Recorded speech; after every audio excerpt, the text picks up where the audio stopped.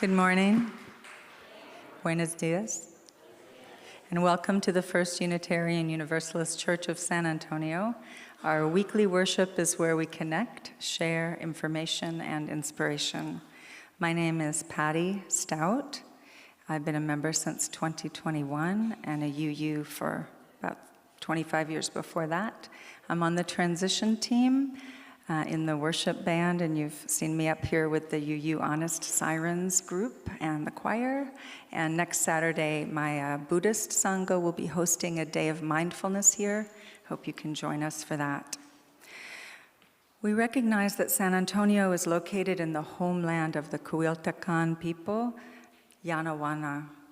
200 tribes, bands, and clans are documented in historical records dating back 8,000 years. Their descendants are knowledge keepers of this area. Including them in decisions about the land and its people will benefit us all. Our minister, Reverend Dr. Coloni Cachela, is away this week and will return October 26th? I bet sooner than that. Our speaker today is Dr. Debu Dasgupta. The title of his talk is The Mountain That Changed Me. We invite those who are visiting with us today to rise so that we can see you and greet you. Thank you. So glad you're here. Welcome. If you're interested in becoming a member of this community, please ask any member or staff. Any of us can help you join the community. We have a membership book that you sign, and we ask you to make an annual contribution to help fund the ministry. If you're new to us or visiting for the first time today, we invite you to fill out a yellow visitor's card, which is in the back of the pews. We'd like to get to know you and follow up with you.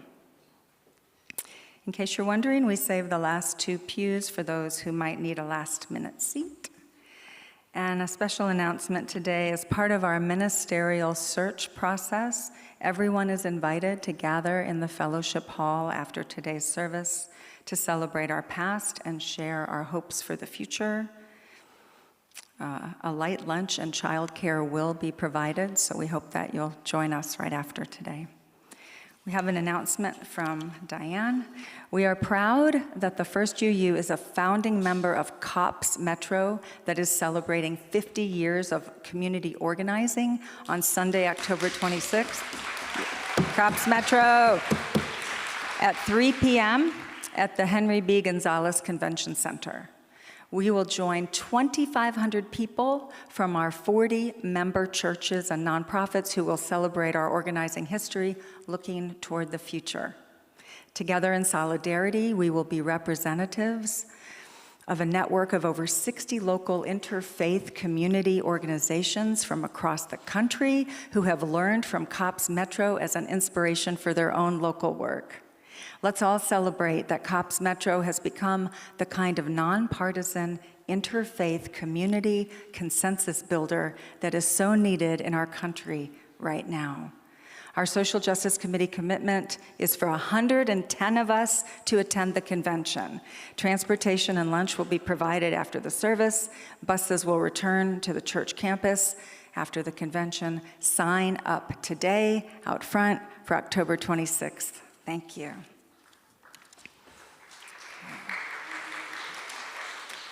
Diane, could you stand up so folks can know who to speak to? Thank you. Thank you. And Mike in the back in the yellow shirt. Wherever you are on your life's journey, we hope that you find your place with us here. And I invite you now to greet your neighbors so you can extend a warm welcome to those who are on this journey with us. And I'll call you back with the bowl and the bell in a couple of minutes.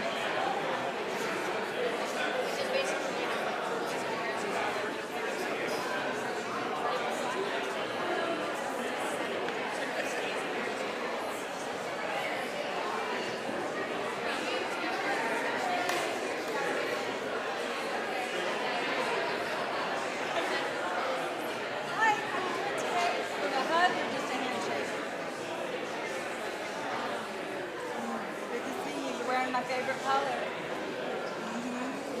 How's today for you?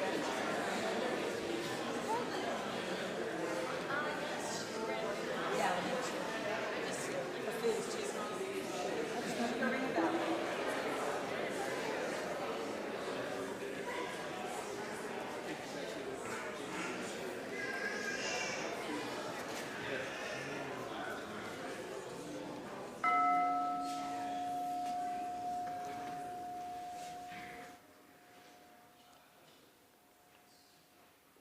Good morning.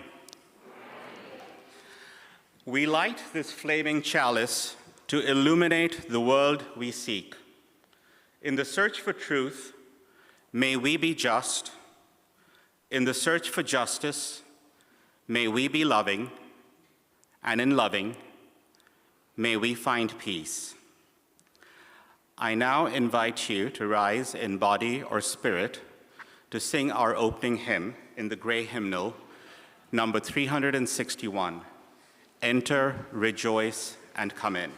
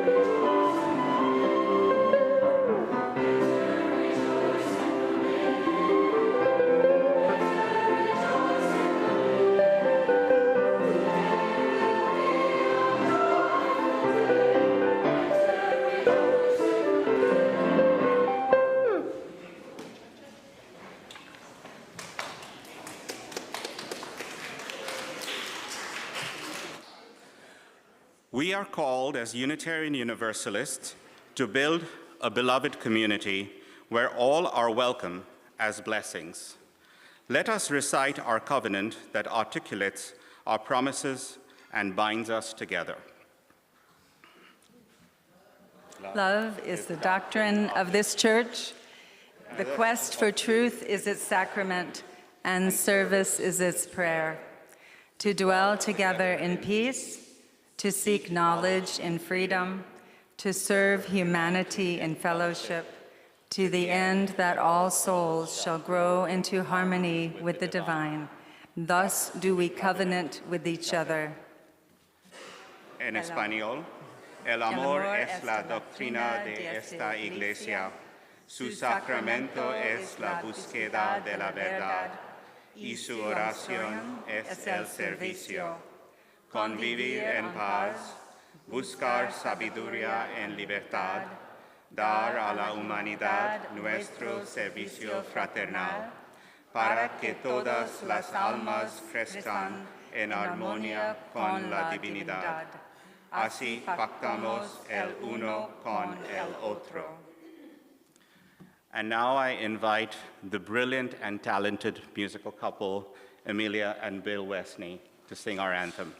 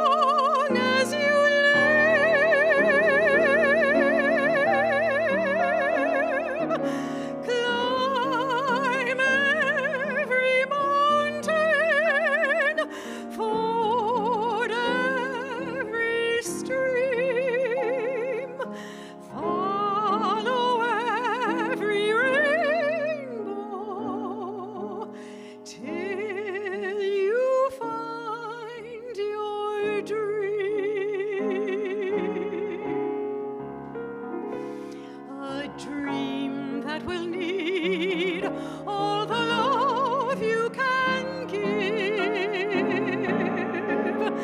every day of your life for as long as you live.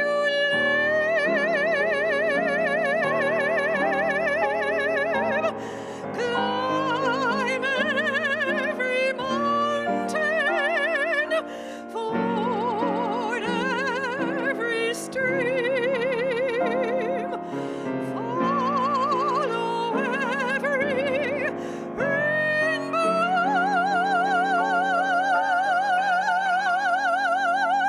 till you find your dream.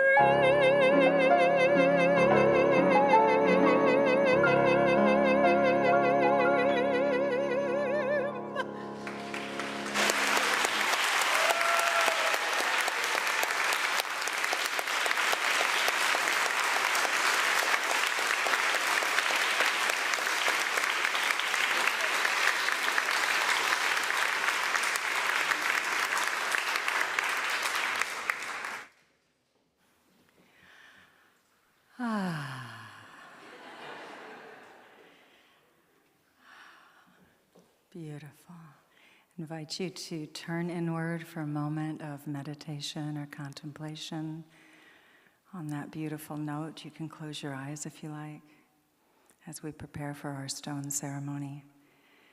Notice your breathing, the feeling of gravity holding you close to Mother Earth. Notice anything you're carrying internally today, maybe a personal or communal joy or sorrow.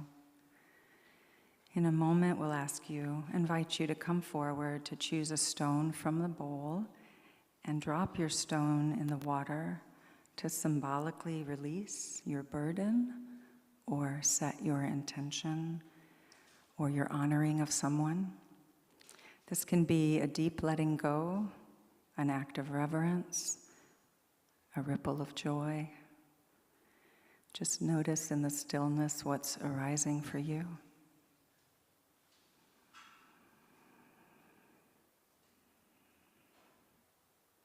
Each rock that we choose was perhaps once part of a mountain or an ocean floor, or both, and may someday be a grain of sand, always transforming just as we are. As we love and work in church community together, we are like grains of sand that rub up against each other in the surf, polishing off some of the rough edges in the ebb and flow of our sacred work together. So as you gently open your eyes, if they were closed, feel free to join us in this silent collective ceremony. Come forward and choose one of the stones at the altar and set your joy, intention, drop your concern or sorrow with the perspective of the sands of time.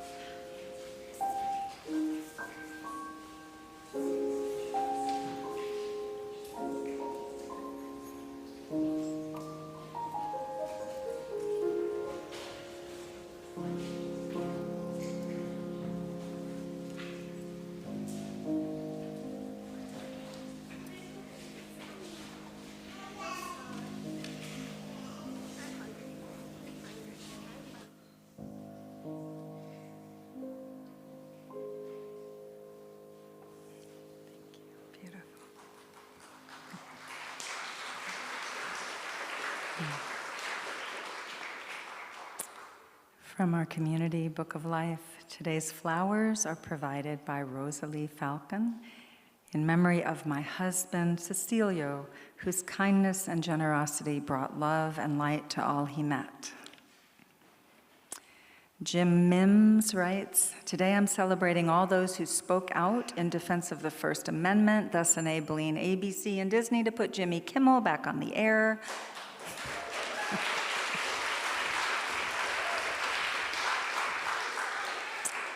Of course, there is a truism well known to entertainment executives, don't mess with the mouse.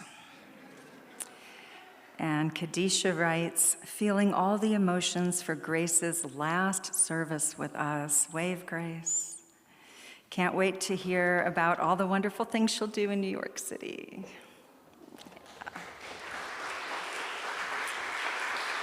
And now Gary. Gary is going to come forward for our children's story wisdom.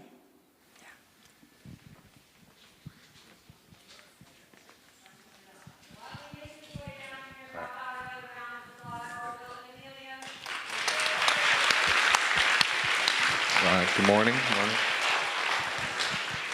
If the young and young at heart could come up front, please. Not all alone here. Come on. Y'all know you want to come up here too. How's it going?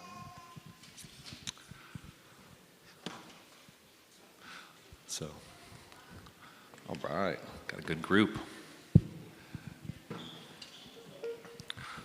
So it's good to see so many new faces, so many cartoon faces. Before I start, I do want to give a little shout out to one of the storytellers that I remember from when I was younger, Mary Grace Kettner. She always told such great stories. So yes, a round of applause, please. And she is here today. And so, while my voice does not sound like sweet honey flowing out, I will do my best. So this story is called How Mwenzi Broke Her Head. A long time ago in East Africa, in the country of Tanzania, there were 3 volcanoes. They were sisters. Their names were Shira, Kibo, and Mwenzi. And they loved to delight the villagers down below with their massive displays of fire and magma. One evening, Shira put on a phenomenal display of fire. It lasted for days and days, and when she was done, she lay down to take a nap, and she has not woken up since. Kibo and Mwenzi continued to shoot fire, although Mwenzi was much less active than Kibo. Often, Mwenzi would ask to borrow fire from Kibo, and Kibo, being the loving sister that she was, would always oblige and provide fire. One day, when Kibo was away, Mwenzi went over to Kibo's house, and she saw that she was out, and she ate all of her food. And she took all of her fire back with her to her house. When Kibo arrived home, she was devastated. She was very hungry, and she had no food. And when she saw she had no fire, she became enraged. And in a fit of geologic upheaval, she threw a large boulder high into the air. And it came down, and it landed and cracked Mwenzi's dome, thus causing all of the remaining fire to leak out. So from this day forward, neither of them could ever conjure fire again. And the villagers still look up at the 3 volcanoes, Shira languidly sleeping, Mwenzi small and cold and broken, and Kibu standing tall and proud with a small plume of white smoke coming out from the top as she attempts to continue to restart her fire to this day. The end. So we're going to now sing the children out for the recessional. Thank you.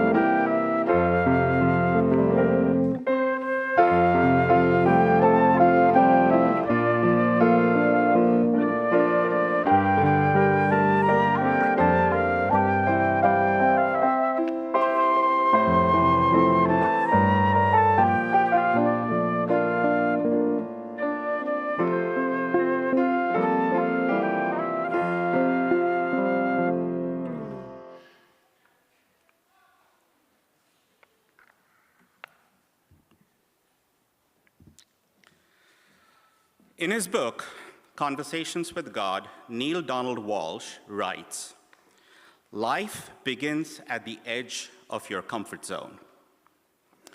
I first saw Mount Kilimanjaro about 23 years ago when I was on an exchange program in Kenya in 2002. But it was a few more years before I did something about it in 2011. The reality was that I had never climbed a mountain before, let alone go on a long hike over a few days. I was far from ready, but I knew that I had to make my dream come true. The call of the Spirit was far too strong to ignore. After a year of research and contemplation and 3 months of training to build up strength and endurance, I set out on my journey. On the screen, you will see photographs to help provide context for the landscape that I'm going to talk about, and a sketch to help provide an idea of the layout of the different landmarks. The following is an excerpt from my journal describing Summit Day. Our summit attempt started at 11 p.m. Slowly through the night, we negotiated rocks, climbed over frozen scree with innumerable switchbacks, our paths lit by our headlamps, progressively going slower with increasing altitude and fatigue. By the time we reached the rocks below the crater rim, the eastern horizon had a reddish-orange glow, and we stopped to take in the full beauty of the breathtaking sunrise. Mawenzi Peak, with its broken, craggy head, peeked out above the clouds below us as we savored the spectacular sight of the first rays of sunlight. I was fatigued, sleep-deprived, and wanted to stop and not go any further. I looked up and saw a wooden signboard. Gilman's Point at 18,300 feet was right there. There was no question of stopping now. Getting to that point qualified me to get a certificate that recognized this accomplishment. Uhuru, the final peak, was further away at an altitude of another 1,000 feet. Sensing my hesitation, our guide, Peter, said, "The path is not as steep, so let's just try and see how you do. We can always turn back if we need to." So after a 15-minute break, we set out on the last stretch. By now, I had to stop to breathe every 3 to 4 steps that I took. As I plodded on, I saw the familiar figure of Pepe on the way back from Uhuru. A veteran mountaineer with a leg injury that required him to walk with 2 canes, he was trying to join the Seven Summits Club, the membership of which is limited to those who have climbed the highest peaks on each continent. He checked on me, and when I said that I was tired and having difficulty breathing, he advised me to eat and drink something. I popped some energy gels into my mouth along with some water and immediately felt a lot better. I had been so focused on the path that I had overlooked the fact that my last meal was about 14 hours ago. Other climbers I met at Hurambo stopped as well to provide encouragement. A returning American climber stopped to shake me by the shoulders and said, "Keep the faith, man, keep the faith. You can do it." My climbing companions, Mark and Ruth, had gone on ahead to Uhuru, were now on their way back. And Mark said, "It's more than what it looks like, but having come this far, it would be worth every bit to just keep going." Peter pointed to some of the rocks and said, "Once we get to those rocks, you will be able to see the sign at Uhuru." Oh, I saw the sign all right. It was far away in the distance, and I said to him, "Oh, you've got to be kidding me." He just smiled and kept walking, and I followed silently. We finally made it to Uhuru 2.5 hours after starting from Gilman's Point. I stood on the roof of Africa, the highest freestanding mountain in the world. After all that preparation and training, I finally made my dream come true. But despite my elation, all that I could think of was to take some photographs and go home. 20 minutes at the top was all that I spent. Peter and I were the last climbers there at that point of time. Any longer at that spot would mean that we would be stranded. Visibility was limited as the fog and clouds started to roll in. Peter was going through the fog, and I could not recognize the path that we were taking. Certainly was not the path that we had come. The ice fields and rock formations appeared to be different, and I realized that we were very likely lost. The only thing that I could do was let him work out the way back. What a relief it was to finally see the signboard at Gilman's Point. The next step was to negotiate the rocks below the crater rim. By now, it had started to rain, which soon became snow. The boulders were wet and slippery. Slowly, we came down using both hands to steady ourselves. The snow started to come down harder. The rocks gave way to scree that was no longer frozen, but was now loose, muddy, and slippery. Coming down was not easy. Under Peter's direction, I started my descent, but landed on my bottom a couple of times. As I started to get the hang of it, that was when it happened. One wrong step was all that it took. It all happened in a blur. I remember losing control and running downhill, trying to stop by sticking my trekking poles into the scree. I had gathered too much momentum. The poles flew out of my hands as I rolled down. Something hard hit my head and shoulder as I landed face down in the mud. I must have fallen about 50 feet down the mountainside. Peter rushed to my side. After a quick check to make sure I was moving my limbs and nothing was broken, he retrieved my poles while I wiped the mud off my face. We set off again, going slower than before. Two of the porters had been sent up to meet us and help carry our things back. They were waiting for us in a cave at 17,000 feet. My pace was much slower than what was needed to get back to Kibo Hut in time, so each grabbed an arm and just ran me down the rest of the slope. Before long, I was back inside Kibo Hut. Simba, the head porter, grabbed me by the arms and sat me down, and while he took off my boots, I peeled off the two outer layers of clothing and crashed onto the bed. Due to the high risk of altitude sickness, climbers are not allowed to stay there overnight. The only option was to descend to Horombo at 12,500 feet. After a half-hour nap, we dragged ourselves out of the sleeping bags. I had lost my appetite completely and just drank some soup and forced myself to eat something. Darkness fell as we set out on our way back in the fog, and soon the snow from the top of the mountain started to come down. The wind picked up, and before long, we were trekking through a snowstorm on the Saddle, an alpine desert between 14,500 feet and 16,000 feet. There was lightning in the sky.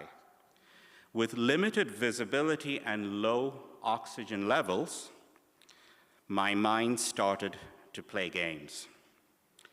Dark shapes loomed. Rocks looked like tents and piles of suitcases, and I turned to Peter and said, "Who has left these suitcases here on the Saddle?" I looked around for other human campers, but could see none. Peter just kept saying, keep walking, we'll be there soon." It took us 2.5 hours to reach Mawenzi Ridge. The rocky trail seemed to be endless as we just kept walking silently for almost another hour.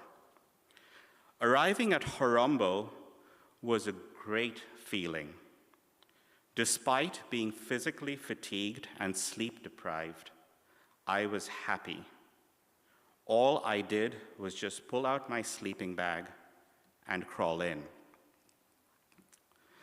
Kilimanjaro was undoubtedly the most challenging physical thing that I have done in my life.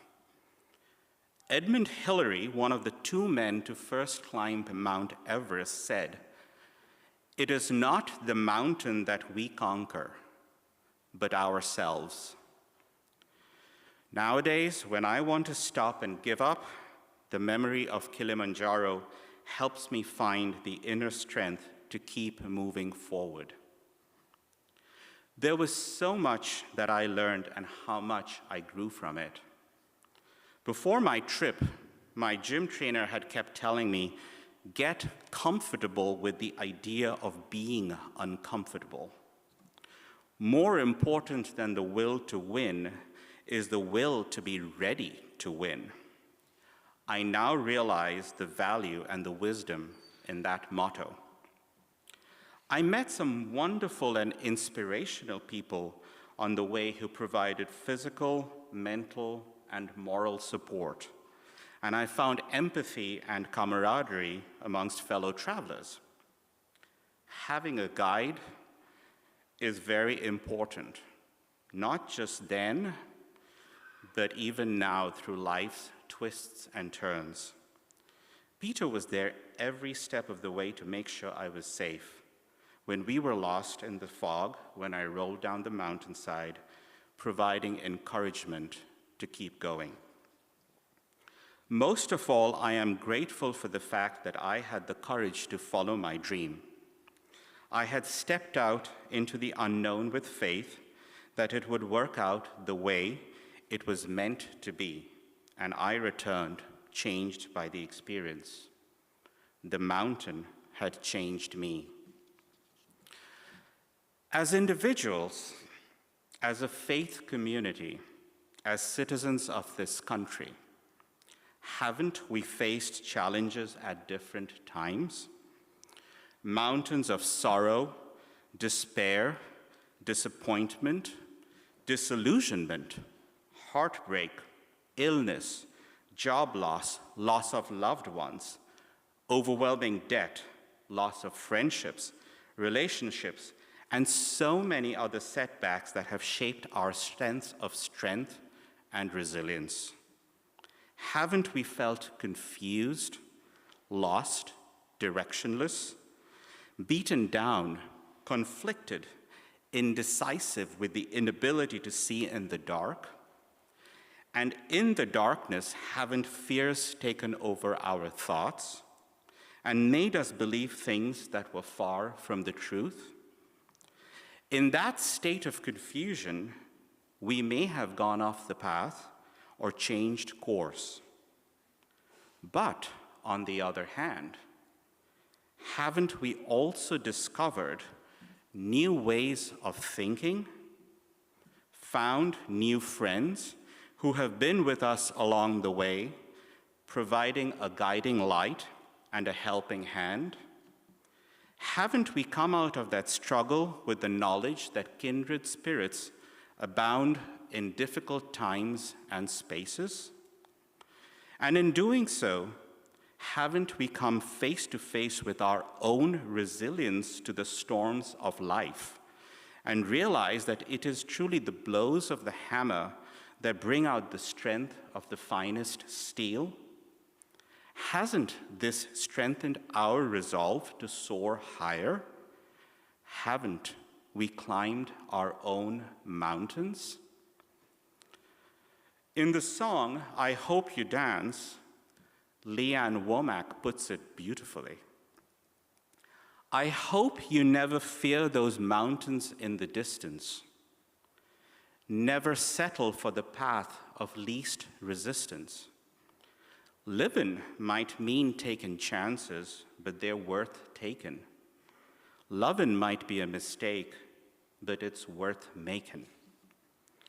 So let us take a moment to pledge to ourselves that no matter what challenges cross our paths, we shall look forward with hope and faith for a better future. Step forward into the unknown and respond to the call of the Spirit that is within us all. Thank you.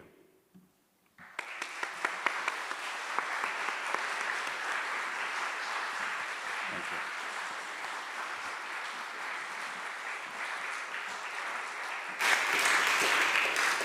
And now, is the time for generosity, which has always been a key part of our mission as a faith community. I now ask our ushers to come forward.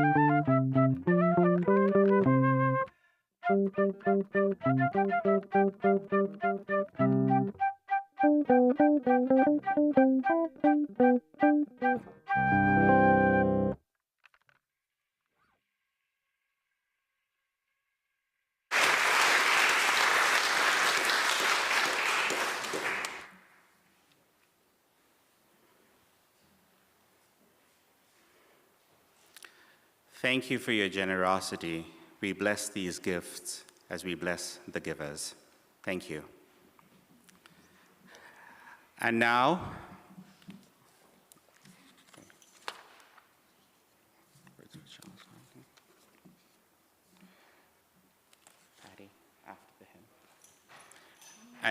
I invite you to stand in body or spirit to sing our closing hymn, 1024 in the Teal hymnal, When the Spirit Says Do.